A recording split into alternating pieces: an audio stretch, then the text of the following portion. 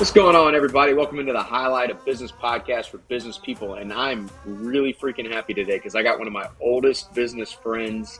I wish Austin was here on the show today because he'd actually get to talk to somebody who saw me in action at the barbecue restaurant. He could validate half the barbecue stories I tell on this thing all the time. Brandon Arvay, the founder and CEO of Brandon 78. Brandon, welcome to the show, man. How you doing? Yeah, man, I really appreciate it. Doing great. Really happy that we actually get to reconnect. It's been a little bit, so this is going to be a lot of fun. Well, we used to be part of like a little mini marketing group, mastermind type thing. It's nothing official, but it was like we would just get coffee at some local shops there in town and just talk about what was going on. And me and you and like 3 or 4 other guys. And I think you're actually responsible. Yeah, you're really like responsible for Brandon 78. So thank you for that, by the way.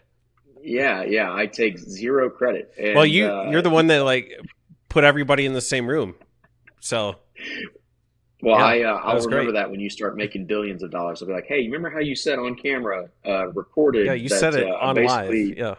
Yeah, I'm gonna need a piece of that, Brandon. No, I'm super happy. It's been so fun to watch your growth over the last 4 years because you started this like right at the end when I was. There was like a 6-month overlap where Lyles Barbecue was sort of fading out, and then I was going on to do my next thing, and then you guys were ramping up at Brandon 78 and took off. But what I know about you is that you're a music doctor, a literal doctor of music, and I feel like you should be the one in Nashville, and I should be the one in Lexington. I feel out of place here with all these Belmont grads. Like, how does somebody go from loving music like that to being in marketing? Explain that transition to me. Well, because very quickly things that you love and have passion for, like music, become a job that doesn't feel like love and passion very much anymore. And I know you're well aware the state of higher education right now is sort of in flux. There's just a lot of things going on there. The pandemic certainly didn't help it. It's actually now put a magnifying glass on it in such a way that like now just more people are aware of the issues. You know, we have 5 million fewer people that are trying to be freshmen in college for the upcoming academic year. So there's a lot going on there. You know, I'll give you sort of the short version off the cuff, and hopefully I don't ramble too much, but the quick version as I can put it together would be the more that you climb the food chain, if you will, you know, as a doctoral student who's teaching as a TA, so effectively a faculty member. You get treated like a faculty member, so you get to see some of the inner workings and the behind-the-scenes conversations that faculty really have that most students never get to see. And you start hearing about how they're actually more recruiters than they are teachers. You know, if you're there to be a creative person and a professional musician, for example, well, that's very much secondary to the job of recruiting. Just for example, at UK, they're required to have a certain number of of undergraduate students to outfit like the concert bands, for example. And there are 3 of them. They need 6 people in each one.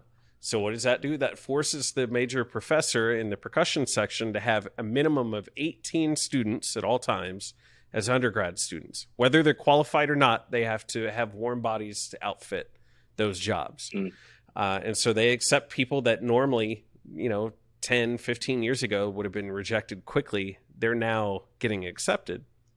And so then you talk to some professors and you're like, why are we giving people passing grades when they can't do the bare minimum fundamental things? And they're like, well, the market will take care of them. And I'm like, well, that doesn't feel right.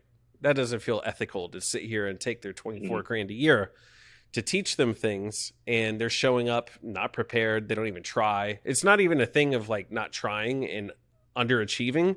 They're not even trying, So anyway, that became a whole thing.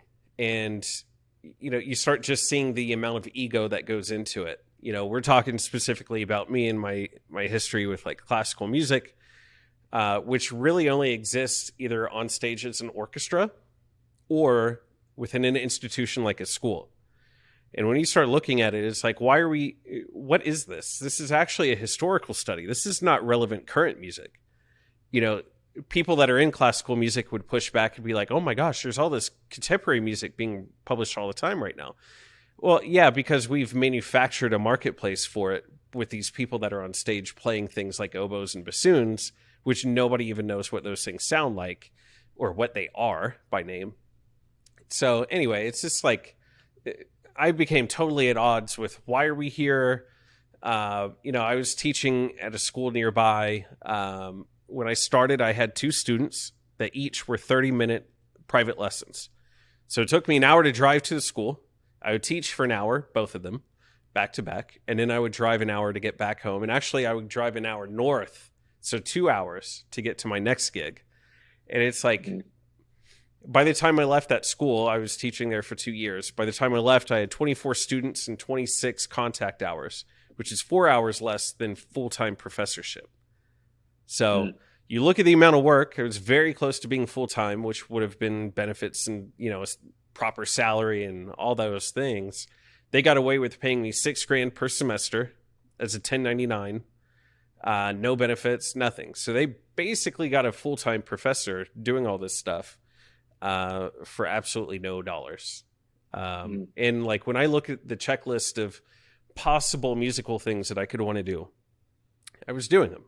Playing in a professional orchestra, teaching private lessons, teaching within schools, teaching high school, teaching drum corps, performing and traveling the country, playing solo recitals myself, playing on stage with other professionals, recording things. I was doing the entire checklist. Now, could I have bumped up in each one of those categories to maybe a more well-known organization? Sure. But like when I was looking at it, I was like, the path to get to a bigger organization wasn't something I really wanted to climb. And when I looked at my wallet every month, and I literally had 11 jobs at the same time, and I was only making $1,800 a month as a full-time professor almost. And with the crazy teaching schedule on the weekends and everything else, it's like, there's no room for growth here. There's no way I'm paying off student debt that I have from going to school for 10 years. And so, you start having real conversations with yourself. And, through my doctorate, I was fortunate enough to study under Jim Campbell, who's one of the premier people on planet Earth in the percussion world. You go look up his name, Jim Campbell percussion. Yes, millions of things are going to pop up with his face on it. He's responsible for a lot of patents and other teaching things and pedagogy. So I was super fortunate to be with him. And the great thing about Jim is he's super business oriented, especially with grad students, helping you understand that, like, for example, I would ask him, like, Jim, why do you write some of the music that you do? Because a lot of the music he writes is for middle school or high school. He's like, well, it's not art, it's commerce. He's there to make money. And he found a white space that you could actually do that. And so it was really interesting to sit down with somebody like him who's in a bunch of halls of fame for the musical space and things of that nature, and just pick his brain. And being under him, I got to see, well, let me put it this way. Being under him, he brought a lot of major artist relations people, AR people, I couldn't think of the term for a second, onto the campus, and they would interact with the students, and we got to go to lunch or, have drinks after school or whatever with them. And so I got to see a lot under the hood, which was great, super helpful. And so that allowed me to start doing the things to market myself while I was still in school as a full-time musician, as a full-time professional musician. So by leveraging the information I was gaining there in my time as a student, and I got to leverage the name UK, which I very much helped. Now I'm actually endorsing artists for Yamaha Corporation, Innovative Percussion, and Grover Pro Percussion. And those things wouldn't have happened without, learning a lot of the business side of things and being basically a solopreneur, from the get when I got to campus. And so anyway, I say all that to say, there was a natural bridge there. There's the frustration of what's going on and looking down at your future. It's like, well, school is almost over. I'm about to be out of like this part of life and going to be a professional, full-timer somewhere doing something, hopefully. What does that look like? At the same time, getting married and engaged and having kids, it's like, there's a lot of conversations that have to happen, And about the same time, my wife was doing retail, and I was helping her just on the side, as a spouse would, and helping her market what she was doing. And I was finding that the more and more I was being creative and thinking, okay, what did I do as a professional musician? How does this parallel to what she's doing in retail?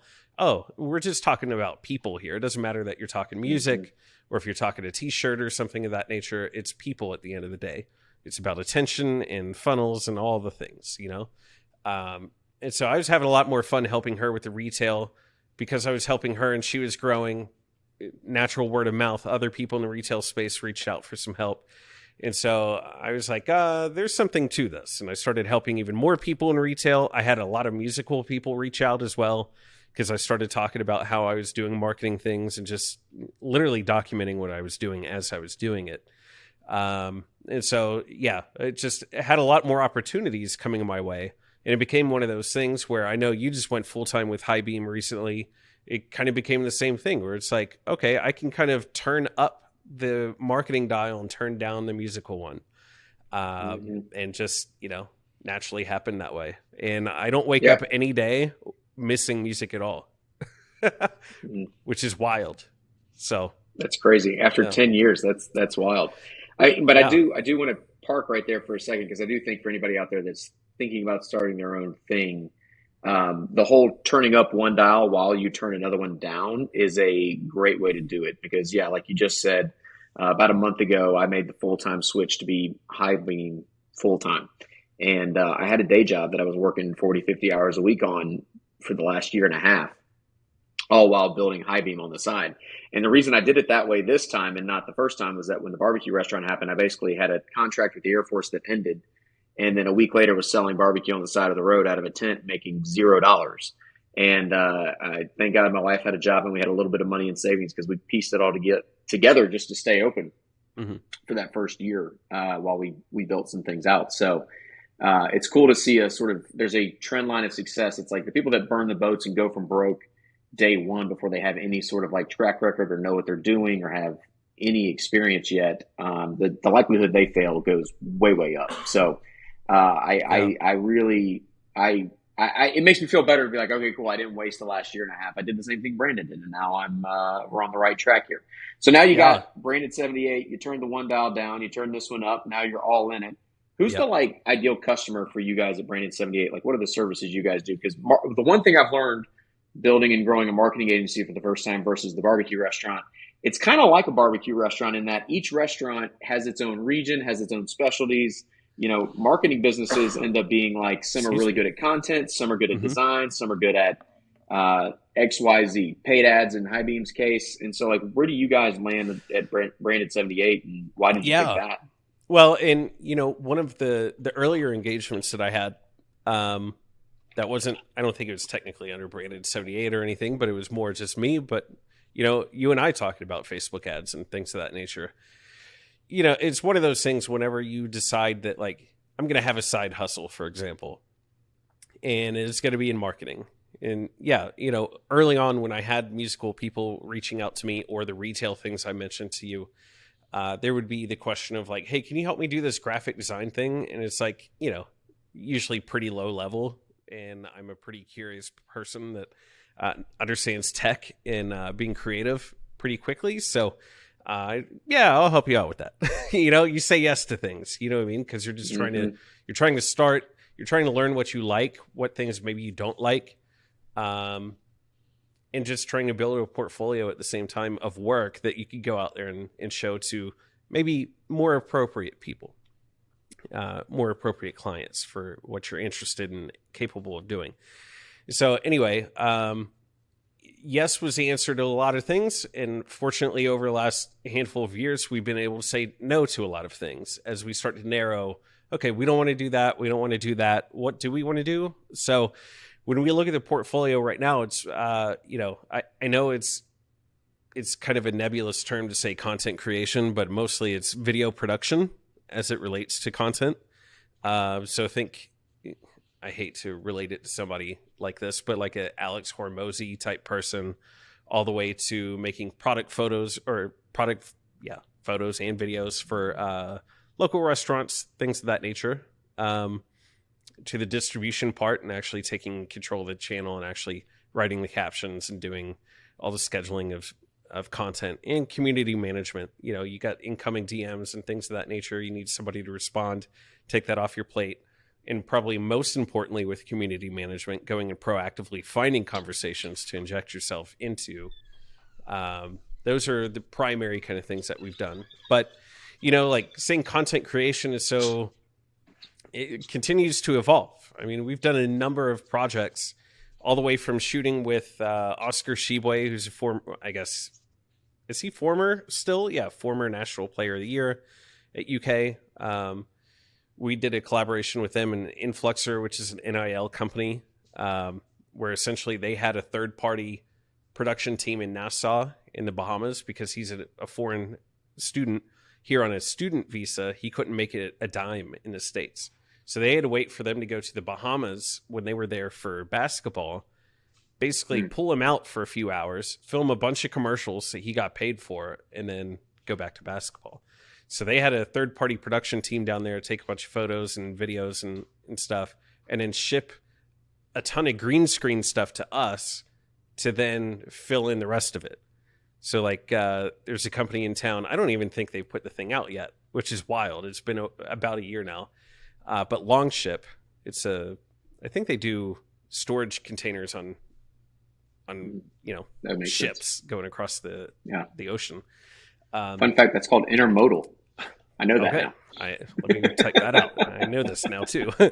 But yeah, long and short, they wanted to recruit college-age students for their sales division. And so we did basically a spoof of The Office of Oscar sitting in front, like in the conference room, you know, like you see over his shoulder, all the stuff. So yeah, we had Oscar in front of a green screen acting things out in the Bahamas. They sent us stuff. We went to Longship and filmed all the rest of it that would sit behind him. And put it all together in post. So we did stuff like that.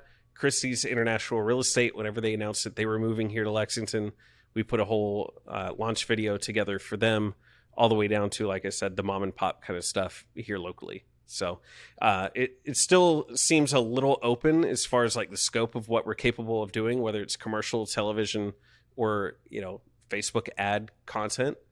But it's at least very much narrowed to the video component in the distribution side of things. Yeah. Well, that's what we see pretty much across the board from every business that we work with, is that you have to be creating some sort of video content today. You know, it's almost cliche at this point to say it. You know, we've been saying for a decade now that every business has to become its own media company. And with the rise of Facebook back in the day, all the way up to Instagram and now TikTok, God forbid, like, you know, YouTube, you have to be good on camera, or you have to have somebody that's good on camera, or your product has to be really easily featured on camera. Because if you don't find a way to do video, organic is basically non-existent to you at this point on the different social media channels. And then even if you're going to run paid ads, we always see lower CPMs when you're running a really high engaging, well-produced video, kind of like what you guys are describing there. I think, especially if they're recruiting local college kids there in Kentucky, like that video will crush. I hate that it's not out. I'd love to have gone and seen that. Yeah. I'm still waiting to hear if I can actually like put that online or on our website is something that we've been part of, you know, there are NDAs and other things in the background. So yeah. Probably not supposed to tell you details, but whatever. There they are. It's fine.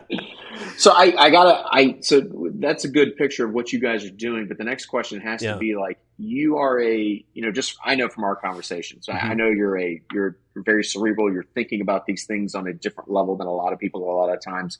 Like when you think about marketing in general for businesses out there, like what would be the thesis that either you run on or Branded 78 runs on? Like, what is the like sort of one marching line that you give everybody? And maybe it changes a little bit throughout time, but usually there's like a core message that you believe in when it comes to marketing businesses. Yeah, I mean, I think this is why you and I have such a long friendship at this point, because we come from a similar vein as far as like just, you know, going where the underpriced attention is. And I know that this is a Gary Vaynerchuk term, and I hate that, you know, I can attach it to somebody, but it is what it is. He's the first person to sort of wake me up to that concept or like to say it in such a way where I go, yeah, okay, that's what I've been doing this entire time, but it's still very much that. I mean, in looking at what's actually performing, so attention is everything, and that's what we're doing here, and really trying to figure out, because most clients, when they come to us, they say like, well, we want to do some videos, and I'm like, well, what's it for? Like, what are the goals? What are we trying to make happen? Is this for awareness? So that puts you on certain platforms. It gives you certain talking points. It positions you in a slightly different way. Are you trying to just re-engage people that already know you? That gives you different leverage and things to be able to talk about. So, gaining attention and knowing what you're trying to do with it is everything. So whether it is television, if it's Facebook, if it's books, or billboards, is it the little things that real estate agents put on shopping carts at Kroger, like anywhere that you're putting your stuff, you have to know, why are we doing this? And, what are you trying to make happen on the back of the attention that you're hopefully going to get from it? So hopefully that answers the question. No, it's good. And we've been doing a lot of speaking this year to different small business owners. And usually what ends up being one-man marketing bands is sort of what we've started calling them. It's the one marketer on the team that they have a fancy title like marketing manager or marketing director, but it's literally them. Mm-hmm. And then maybe they have a little bit of budget to go out and hire a contractor or two. And for the most part, it's just them making stuff up as they go. And what we have found that almost everybody ends up struggling with is that they just don't have a plan. They end up doing what we call random acts of marketing.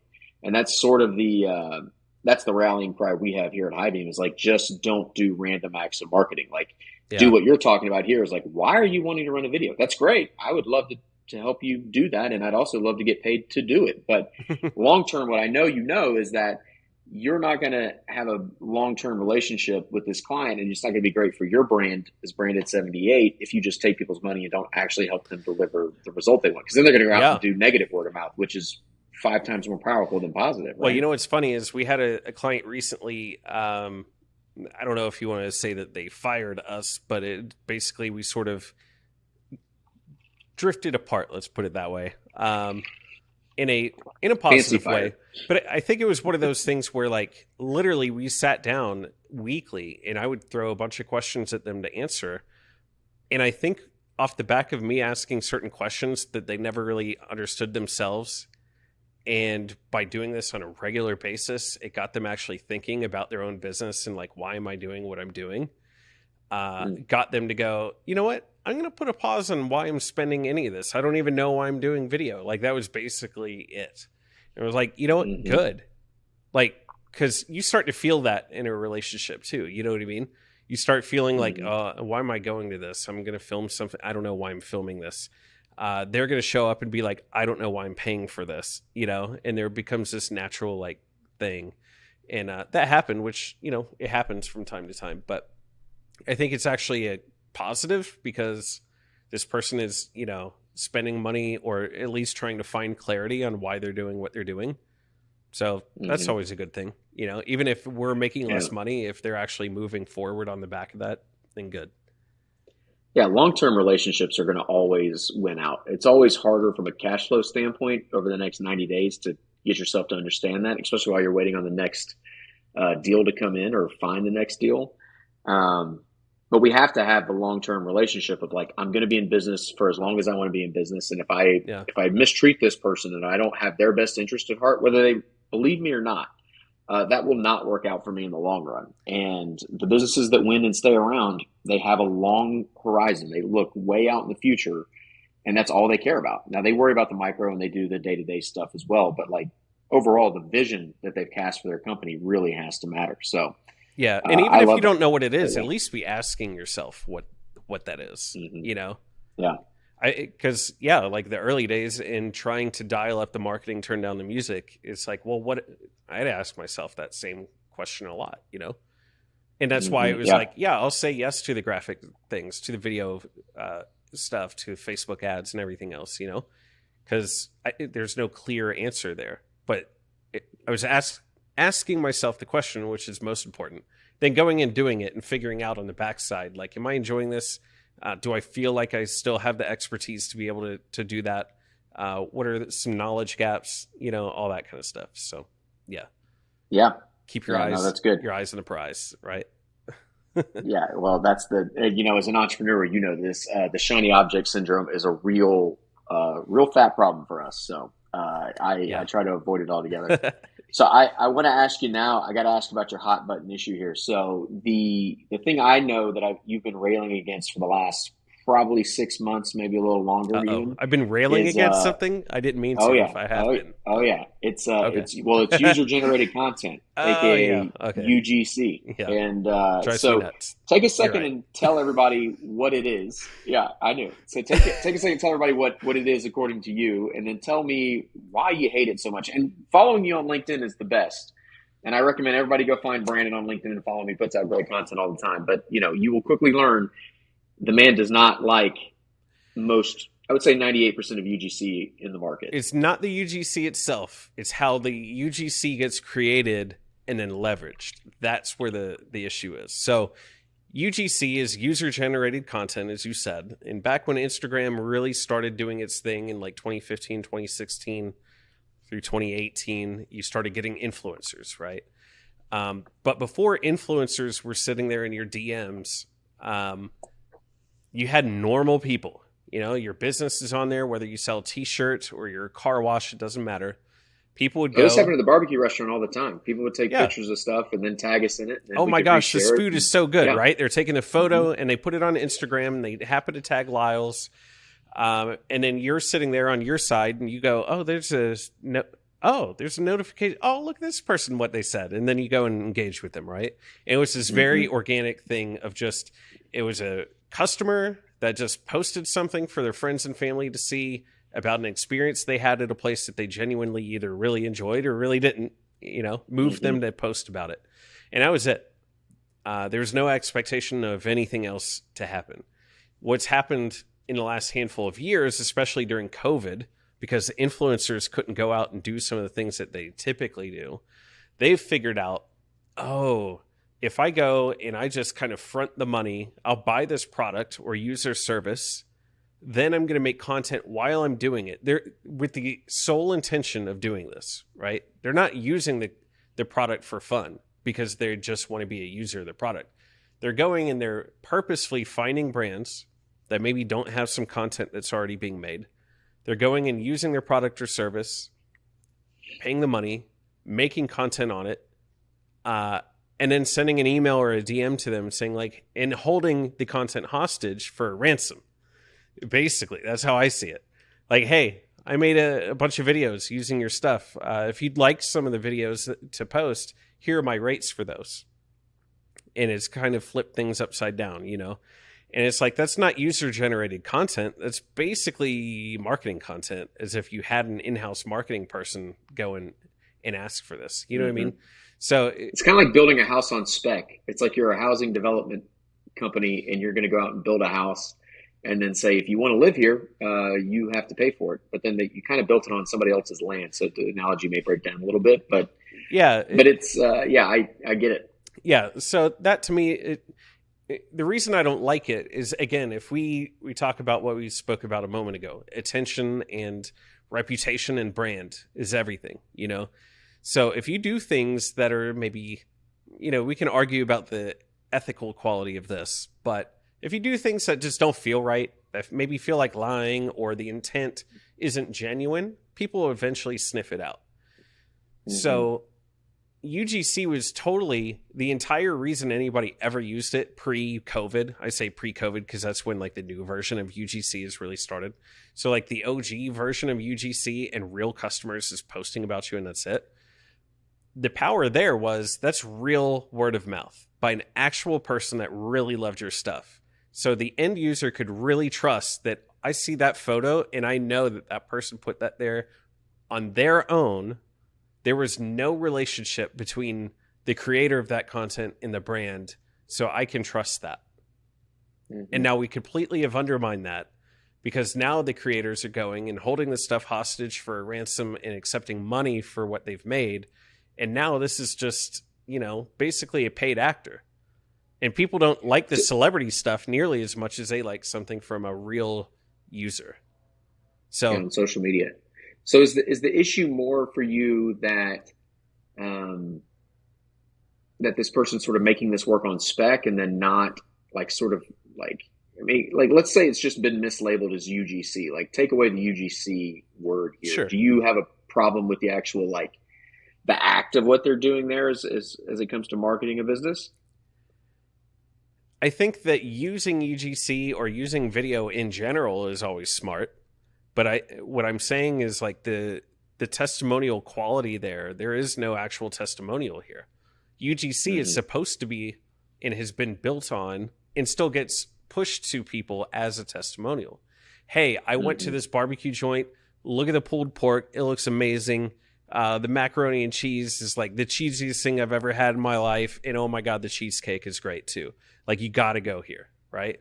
Like that's great when it's an actual just word of mouth engagement. That's the power of even doing it in general. We fake the testimonial part. We fake that was organic, and it wasn't because there's money on the backside. Now, if we actually position it as just like a creator made this video for us, well, that is different to me. You know what I mean? I'm not trying to fool you to make you think I'm just a genuine user that happened to like this. I'm a paid actor, you know? Yeah. So Yeah. that's the difference to me. I know that's been an issue for these social platforms trying to get people to put like, hashtag ad or is this paid placement or something like that. Yeah. And there's so much of it. I don't know how much of it actually gets labeled properly. But it really is for me, it's a buyer beware situation. If you're on social media now and it's been, oh my gosh, we're coming up on like 20 years of us actively using social media. And especially if you're older, like let's say a millennial, Gen X even, like you should know better at this point. Like you have been around enough. Like you were there when Facebook only had organic and then it like introduced ads. And like it's if you see somebody on there promoting something, you should do your own due diligence before you just snap it and go buy it. That's my thought, at least. Now, on the businesses side of things, I don't love that it's called UGC because I think that I'm with you. I think ethically that's a different model. Like UGC is a fan of a thing that wanted to talk about it so much that they went through the pain to either make a photo or make an actual video, which, as we both know, because we do it all the time, takes forever and must be a labor of love if somebody's going out of their way to do it for free just to promote a company. So I do have an issue with it being called UGC because it's not UGC. You're right. It is a like, I really don't care what they call it, but my problem is that already had a definition and they're trying to they're trying to use the same word and redefine it in a skeezy way. That's what I don't like. Because the thing is, like, UGC is the most effective form of advertising on the planet because it's like word of mouth on steroids. Back in the day, if I liked a barbecue place, I could only tell you. I couldn't really tell other people at the same time. But when it comes to UGC stuff on a TikTok or an Instagram Reels or Facebook Reels, even now, like that video can reach 10,000 people in 2 minutes. And so it is what I think is going to happen. I'm not a big predictor, I'm more of a reactor to the market and where it's at. But if I had to predict something for UGC, I think we're going to end up in the next 12, maybe 18, 24 months in a world where everybody's like, oh, this is just an ad. I don't actually trust any testimonials on TikTok anymore. I think it's going to be the death of all UGC because really smart marketers right now are figuring out like, oh, I can leverage this underpriced attention back to what we were talking about earlier, which is user-generated content. It is still underpriced.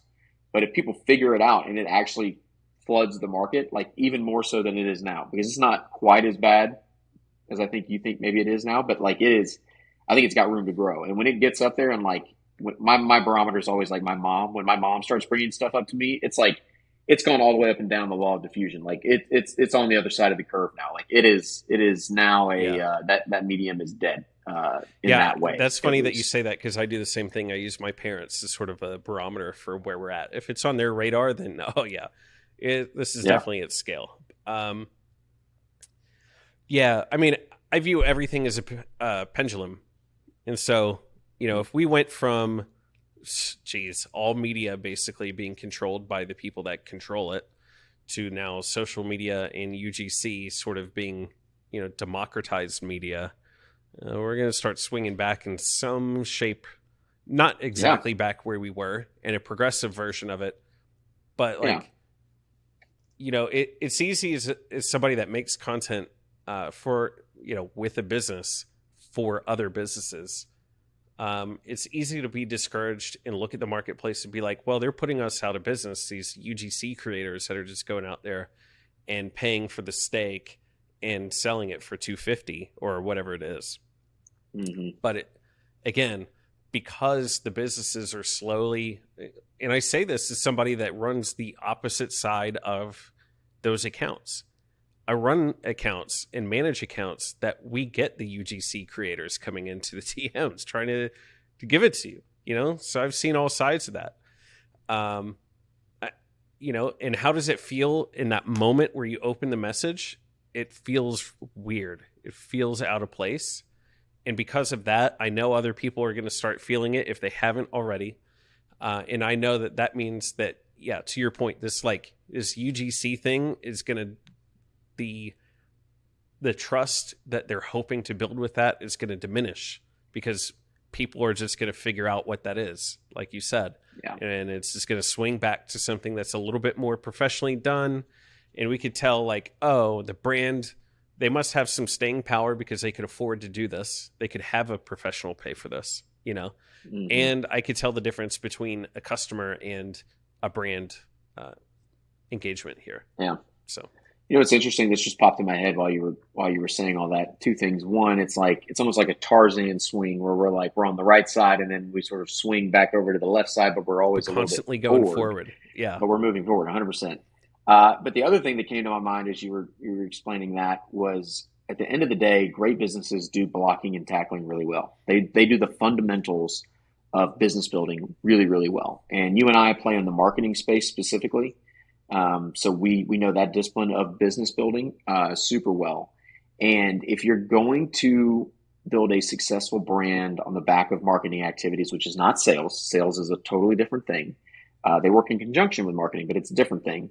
And you're going to have to do the blocking and tackling well. It's like, does your brand have a consistent look, tone, and feel? Like, do you know what font your brand has? Do you know what color scheme your brand has? Do you have the right logo vector file? Like, that's on the most micro level. But even if you scale that up to your bigger guys right now, I think about Apple as one of the largest companies in the world, and I think they're in a lot more trouble than anybody is seeing right now, because I think, they're harvesting fruit that, frankly, Steve Jobs' leadership planted 30 years ago. And it was such a strong field that they're still being able to be one of the most profitable companies in the world, but they do not have the same brand standard, brand connection tribe that they had. And that's problematic for them. They are very susceptible to somebody coming in and disrupting them. Samsung should be embarrassed that they haven't been able to figure that out yet. Sidebar. Yeah. But all these businesses have to do the blocking and tackling well. It's like you can hack the system with UGC, or back in the day, you and I could run Facebook ads, spend $5 and 10,000 people see it, right? That was a great time. And these are little hacks that they give you a little bit extra juice. It might put a little bit of extra flame on the fire, but unless you actually know how to build a fire and you consistently build it and feed it and grow it slowly or organically and steadily and rock solid, this little hack stuff's not going to work out for you. And in the long run, you're going to just end up chasing the next hack. And honestly, most hacks, they're from some internet guru that needed something to say on the internet that day, and they made it up. They never actually run a P&L. They never actually had to worry about cash flow. They never actually had to build a business. Yeah. And so the crap they talk about just doesn't work. Yeah. Sorry, these allergies are just getting me, man. The cold brew is not clearing the system like I would hope that it would. Yeah, you're right. And the other thing too is even if it's not really maybe a hack, which is a short, trying to cheat the system. That's what I always kind of think of a hack being. But back in the day, Lyles Barbecue, you get the ad, give us your email address and you get a free barbecue sandwich, right? That was the bread and butter. Yeah. People do that now. And I'm like, do these tripwire campaigns still work? I think sometimes. But I think even my parents, back to that barometer, are very much aware of what they're doing. When they go to your website and it says 15% off, just give us your email address. What am I going to do? Mm-hmm. I'm going to put in the email address. I'm going to get the code, which is super easy these days to put in. Or even, Shopify, it'll like put the code in there for you, and then just go and immediately unsubscribe. And so like the customer is now aware of this. So Mm-hmm. it's one of those things of like, does it still work? Yes, but not nearly as much as it did before, because people are hip to the game. They understand, Well, I would say it doesn't work as well as it used to as a one-off strategy. Like I'm sure you and I both have either heard podcasts or seen a video or maybe even taken a course where they're like, hey, build your email list, build your email list, build your email list. And like, yeah, you should still, I think in 2023, build your email list. But if that's all you're doing, if that's the only marketing, back to what we were talking about earlier, like having a well-rounded marketing plan, you're going to be disappointed with the results because it's not going to give you what you actually want out of the thing. Like, your marketing plan has to include like content and social media management, like you guys are doing, like paid ads, like what we're doing, stuff that you should be doing in-house from a like, hey, are we maintaining the brand standard, look, tone, feel? Are we running emails? Are we writing blogs? Like all the things matter. And they all work together. Yeah. It is a omni-channel, whatever buzzword you want to put here, full marketing mix plan. You have to do it all, and you have to do it all reasonably well if you want to actually get somewhere. Otherwise, you're just going to be subject to word of mouth and the infrequency that brings you. Yeah. Well, and like you were saying, doing all of it. Well, a lot of companies will say, well, we're not doing any of it. So how do we go from 0 to 100? Do we actually do all of it? You don't have to do all of it. I think if you're just smart and you have some self-awareness, you know where you are. If you're a new company, well, then of course, awareness is everything. So, like having those conversations of like, am I established? Like, what's actually hurting my business right now? Where do I really need growth and some support? And having those kind of conversations really drives you to understand where you're at. I mean, if you've been around for 20 years and everybody happens to know you, do you really need the awareness? It probably wouldn't hurt to have awareness. There's new people moving to town all the time that have never heard of you or whatever. If you have aspirations of going from your city to the state, from a state to a region, right? Like there are still more levels of awareness that are possible. You have to say, is that really what I need or want? If not, then it's like, okay, well, do things that maybe re-engage people. And to your point, it's like maybe, even in the social media world, it's like you can have that conversation. Do I need awareness? Well, if I need awareness, I need to go to places that are blasting my stuff out to people as much as possible for me organically, like a LinkedIn or TikTok or Instagram Reels, right? If I'm actually just trying to leverage social for re-engaging people, I'm going to go to places where it's maybe not pushing out to those people, but it's going out to more of my followers. Maybe it's Facebook groups or pages now, maybe it's Instagram stories. Instagram photos. That's the data we're seeing. Photos and carousel posts and things, right? Yeah. So in Twitter, depending on your company, might make sense too, right? So Anyway, Twitter. That's a whole nother podcast, I feel like. Yeah. I mean, it's just such a loaded thing. I think the biggest thing, like I started with, is understanding that no matter what you're doing, you're in the game of customer attention. Then you have to figure out, what am I trying to do? Like I said, are we trying to drive sales because we have just a billion people waiting to buy? They're just like, oh my gosh, I know about you. Everybody knows about you. We just don't know how to buy you. Like most people never have that problem, Most people just have an awareness problem. So anyway, really understanding those goals and what you're trying to make happen, then understand what platform or platforms are best for that, and then trying to take some action. You got to at least start there.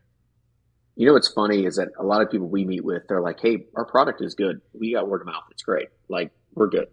And the funny thing is that in a world of the internet and online reviews and supply chains being incredibly robust at this point in our lives, the entry point for owning a business these days is a good product or service. Like there is no lower model things anymore. Even your cheaper cars today are still the nicer Dude. cars than the nicest cars 50 years ago. The suck bar is above average now when it comes to a business and service. Like if you don't deliver that, you're getting bad reviews online, and every half a star costs you tens of thousands of dollars depending on the industry you're in. And so at the end of the day, having a good product and service is not going to be enough. Like you're going to have to do what you're talking about, where you actually look at your business and go like, yeah, we've been around 20 years. We'll spend like 10% of our budget on awareness, but a lot of the other stuff is just going to be engaging the people that already buy with us and, blah, blah, blah. But what we see it time and time and time again is people just throw their hands up in the air and say, I bought a billboard, I bought a bus bench ad, I bought one of those dumb Kroger shopping cart ads where they put the real estate face inside of the damn kids little thing in there. Part, and it's like, no, I'm worried about egg inflation. I'm not worried about buying a house right now. This is like user intent inside of Kroger, right? And people just do a bunch of random crap. They got to have a plan like you're talking about. And I think that's good. Well, and you have to think about why they do that. They probably sit there and go, well, everybody goes to Kroger, and it costs... Oh, I know why they did it. And it costs almost nothing to do it, right? Running your business, and then there's a good salesperson that happens to catch you on the right day, and you're like, I'll do the thing. One time I bought ad placement on the back of receipts just to see how that would do it. And, I was different than most business owners, especially restaurant owners, because I wasn't in love with the restaurant. I was in love with the marketing stuff. Hence why I own a marketing agency now. Yeah. But yeah, a lot of it's just like somebody comes in and they sell you a radio ad and then you run it for 3 months and you're like, well, I don't really know if it worked or not. And because you don't have a plan, you don't have a system. Yeah. So. Yeah. We're starting to have a relationship with one of the radio stations, actually conglomerates, whatever, here in Central Kentucky. And, they've been around for decades. They own the radio stations themselves, but now they've actually gone out because they understand the writing on the wall, and they started digital departments, running Facebook ads and things of that nature. But like, we're going to come on board and help with the creative side because they don't really have the team to actually execute that. So, white label it, if you will, and have us do that. But yeah, and what's great about that partnership, and one of the things I wanted to vet out with them is, are we on the same page with what I think radio is right now? Because you turn on iHeartRadio, and every so often you get a radio ad that's like, oh, we're in 97% of households and whatever. And I'm like, oh, no, you are not. Absolutely not. They'll try to tell you that a certain number of people are seeing or listening to your ad in a certain period of time. And it's like, what they're not telling you is they're trying to count some of the Nielsen stuff of like, we know the frequency of people walking through the mall. It's playing in the mall on the loudspeaker. Who in the world is walking through the mall at Fayette Mall down the street and listening to the radio and not talking to their friends? Everybody's talking to each other. You can't even hear that the radio's on. Or on their Why phone. in the world did you just get credit for that? It makes no sense. So anyway, It's like, to your point, if somebody's trying to sell you a more traditional pathway and saying like, oh no, it's not dead at all, they know that it's dead and they're just lying to you and they're desperate. If they're honest with you, they're going to say things like, in cooperation with another avenue, radio could be fantastic, Yeah. It's part of your marketing mix. If you're Coca-Cola, buy all the radio ads you want. It makes a lot of sense. Yeah, I mean, if you got own the dollars, a barbecue restaurant in Lexington, don't. Yeah, I mean, all of it is relevant. Just it's relevant in proportion to the size of your budget. Do you have the money to put there? Cool, then go do it. Yeah. Why wouldn't you? You know what I mean? But if you're working with a few dollars, you got to go, okay, I got a few dollars to spend. Where am I going to get the maximum return? Because that's what everybody wants to know. And like you said, marketing is not sales, but what do a lot of clients want to do? Drive sales off the back of the marketing. It's like, they're related, but it's not like we put up one post, make one video, and magically the market is just like at you.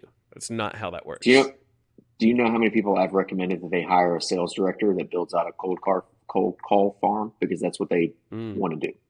Like, that's ultimately what you're trying to do. And you'll be much happier paying people 100% commission deals than what I'm going to give you. And so just go do that. And especially at this light, like if you're sub $1 million in revenue, that's probably what you need to do anyways. Well, you're not going to do it all yourself.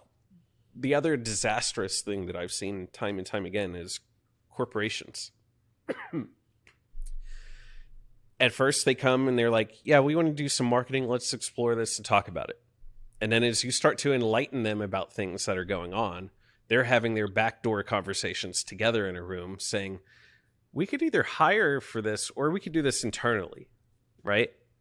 And then they go and they hire internally. And what does internal look like? They're going to go and they scrounge up like 45 grand, which is not nearly enough for a marketing director.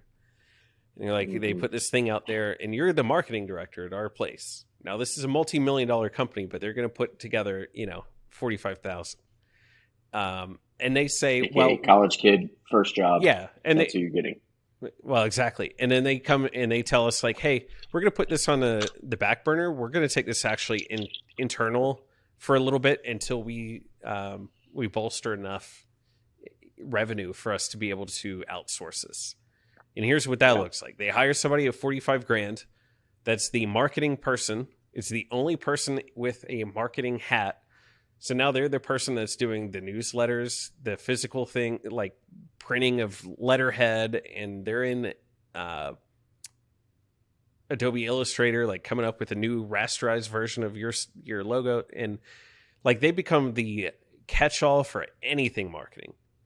And they have absolutely, and the whole reason you hired them internally was to do content.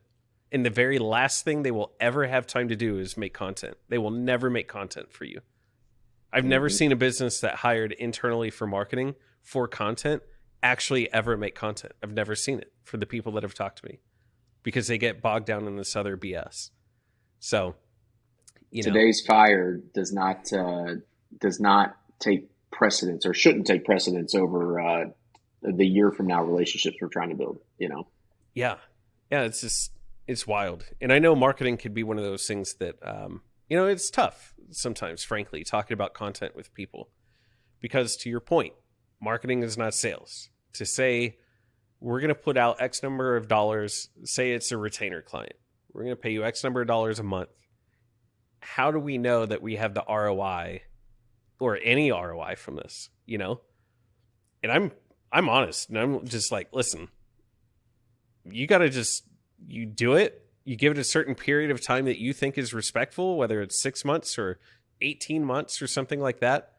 And you just start feeling it. It's one of those very unscientific kind of things, but it's like, we're feeling busier. We had to hire another person over here to do this, another person over here to do that. And it's like, well, where do you think that activity came from? So then I don't know, like to sit there and draw a clear line and say, you're spending X number of dollars on marketing, and here's how much, to the penny you got from that. I don't think there's any way of doing that. Yeah. How do you discuss that with people? Well, yeah, that's the $1 million question. I tell everybody marketing is like farming. I mean, we're here to plant a field that's pretty barren and been destroyed from your previous activities. Yeah. And we're going to try to rehab this entire field. And we're going to do it right, and we're going to do it long, and we're going to do it slow, and it's going to take 18 months. We're talking about organic content, social media. There's some ways to, this cheat the system or make your crops run more efficiently if you have paid money to put behind ads. But the long-term game is going to be building a brand, and what that means is that we're going to create the way we always define brand here is like you have one person that has a positive or negative story about you. And that's your brand. And then the size of your brand is 100% determined based on how many people have the same or similar positive story or the same and similar negative story. Yeah. And that's your brand health and brand size.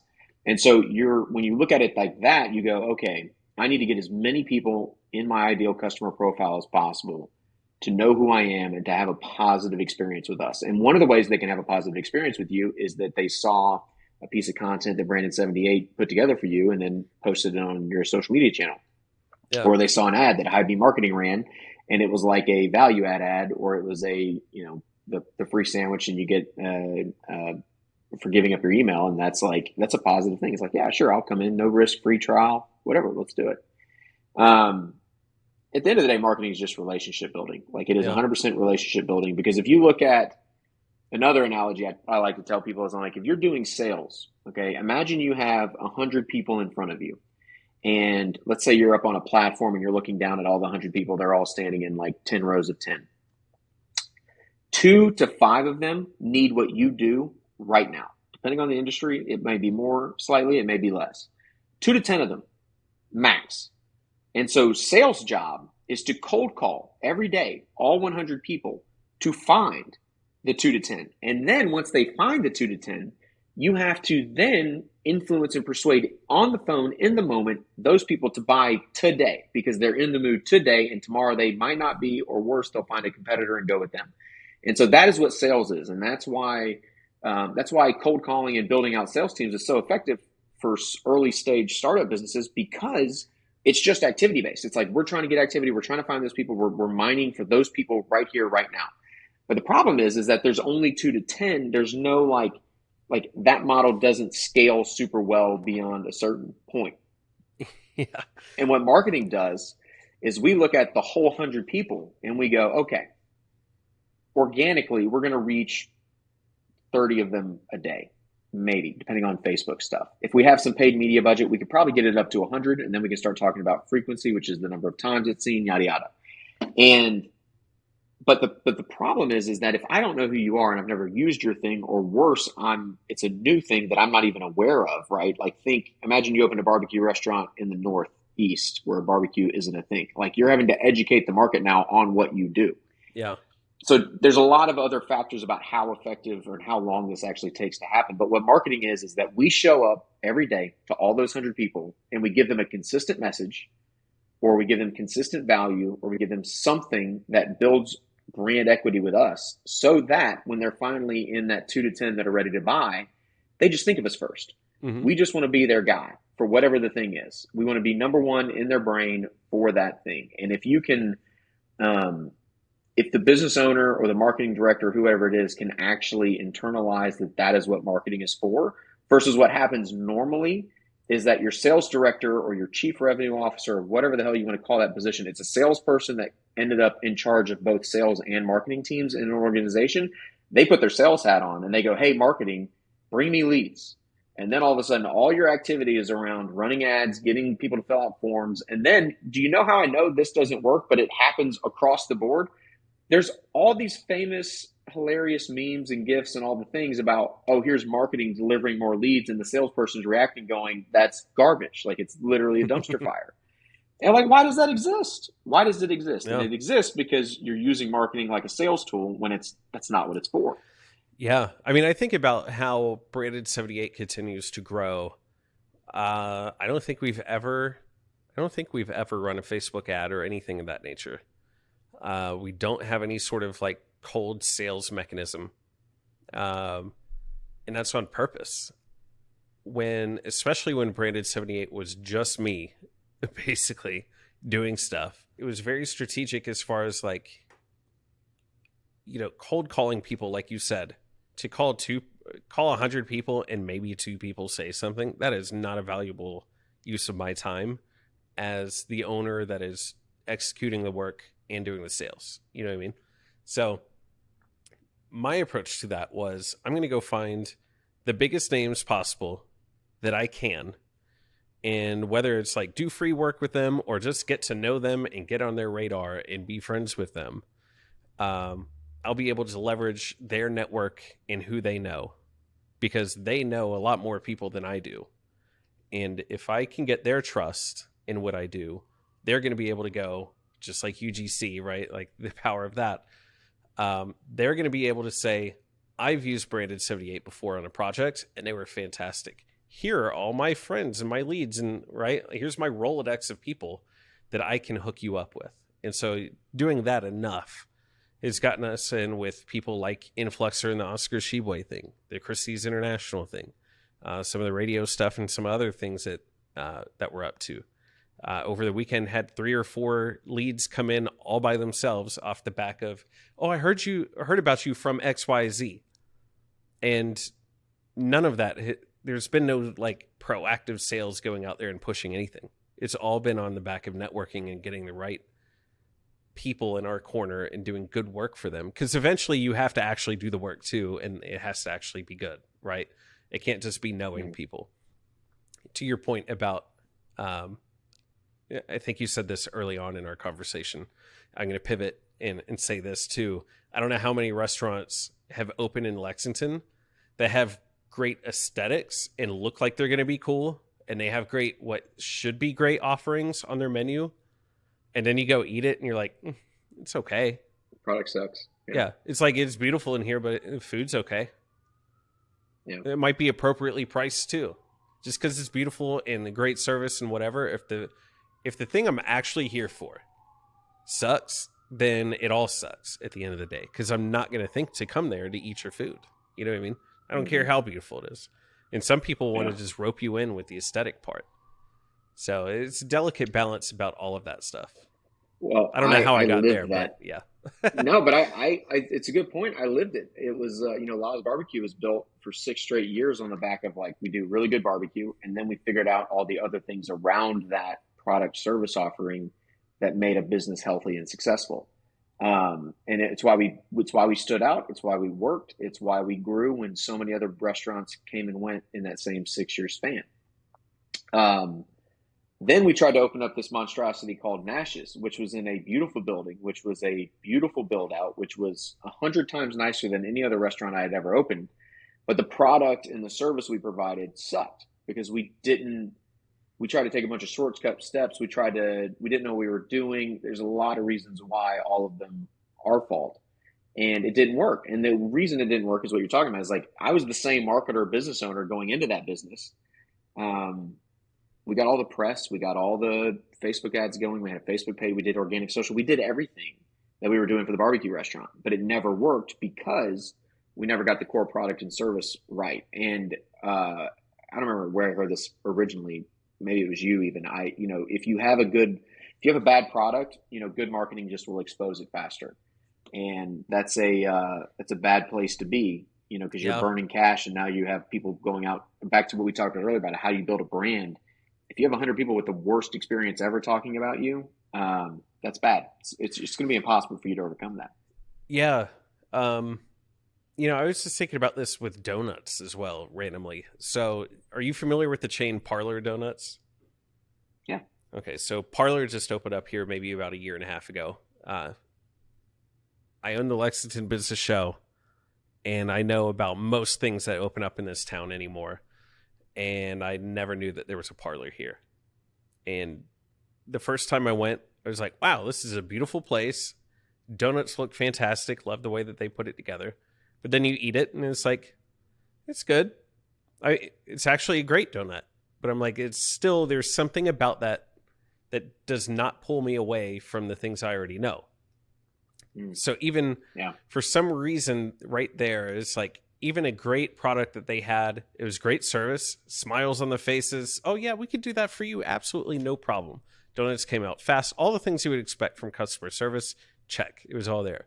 But there was still something that was like, it still doesn't pull me away from a Spalding's or something else that's local that people love.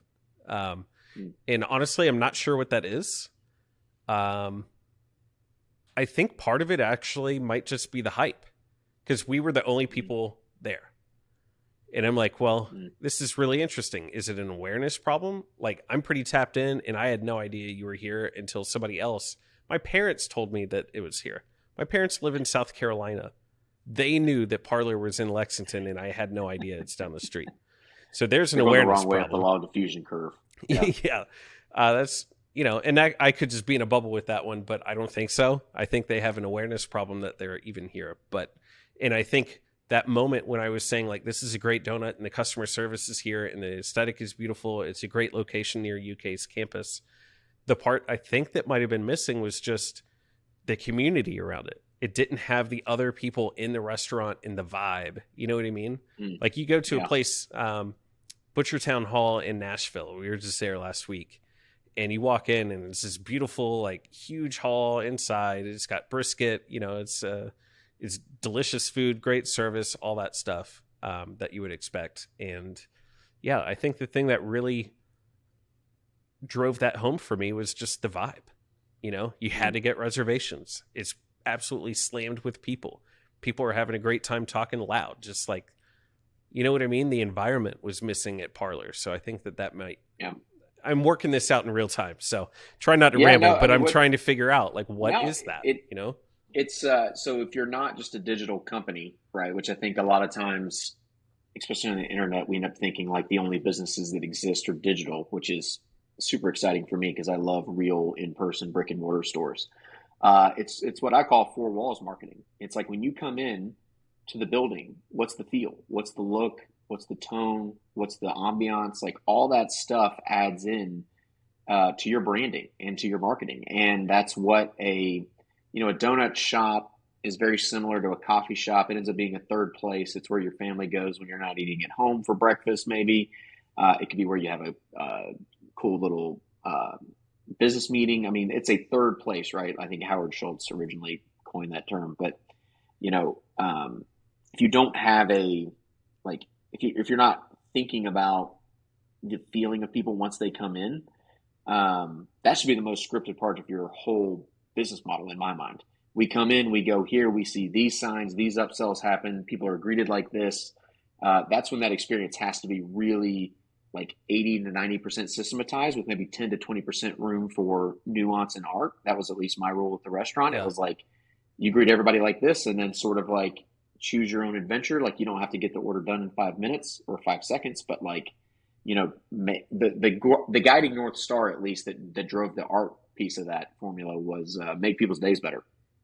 And that was really the thing that was part of the four walls marketing plan though, was like, we had wood on the walls, we had a concrete floor, we had like horse gates in there because, Lexington's big on the horse farm thing. So it was like, and then there was people in there talking and we had a certain kind of music playing, even the music playing, like what's on the TV really mattered. Like what still cracks me up to this day is when I go in restaurants and they have like Fox or CNN on. I'm like, it doesn't matter your affiliation, but like you're going to alienate 50% of the people that come in here. And depending on the county, maybe it's only 40%, but like still it's basically a 50-50 split. I'm like, why would you do that? It's a bad, it's just not thinking all the way through. It's not, I think they think that I'm serving my customers, my clients by giving them something to be entertained when to your point, maybe it's just a difference in philosophy about the purpose of those TVs, For you, it sounds like it's there to enhance the environment and things that are going on. So to your point, like moving art, basically, right? Like it could be something that's just aesthetically going on with what we're doing here. For them, it had a little bit more function of like, we're here to entertain you while you eat your food. Sports Center, HGTV, Food Network. Those are the only like blocking and tackling. Don't mess around with anything else. The best side thing, and then I'll let you go here. The best thing we ever did was put up a TV in the restaurant, and we had our YouTube channel, the Lyles Barbecue YouTube channel, streaming in a constant loop the whole time we were open. So we had, the Mama Lyles cooking show was on that. We had my business vlog was on that. And so you were just watching the characters of the restaurant, including employees that were there walking around. You got to see all of that happening on the TV. And so it just added to the actual, like the marketing plan that we had going on there. And that was the thing. I'm like you, I'm a content guy at heart. I love media. It's why I do this show. It's why I will always be YouTube first on everything. And, that was the thing I was the most proud of, probably. So So Brandon, I appreciate you coming on, man. Can you tell everybody how we can find you, how we can support you, and then you and I are going to do a part 2 on your podcast in a couple months. So I'm excited for that. Yeah, no, that's going to be awesome. And we'll probably just pick up the conversation where we are here. Probably some carryover, but Branded78 _ on Instagram. I think it's the Branded78 on Facebook. Because for some reason, Branded78 gets taken on all the platforms. I don't know who's taking it. So specific. You can find me on Instagram at b.arvay. Lexington Business Show, all one word, all lowercase on all platforms. So, if you want to learn about what we're doing, you can do that. Branded78.com as well. I really appreciate your time. And, again, we could do this all day. I could talk for another 8 hours. One of the things I wanted to say was like confusing activity for achievement. That's actually a huge thing. And we should just save that for my podcast, I guess. So anyway, thank you again. That's a good cliffhanger. That's great. I love that because I've got plenty to say on that as well. We appreciate all you guys watching, listening, wherever you're getting this show. We appreciate it. We'll see you next week.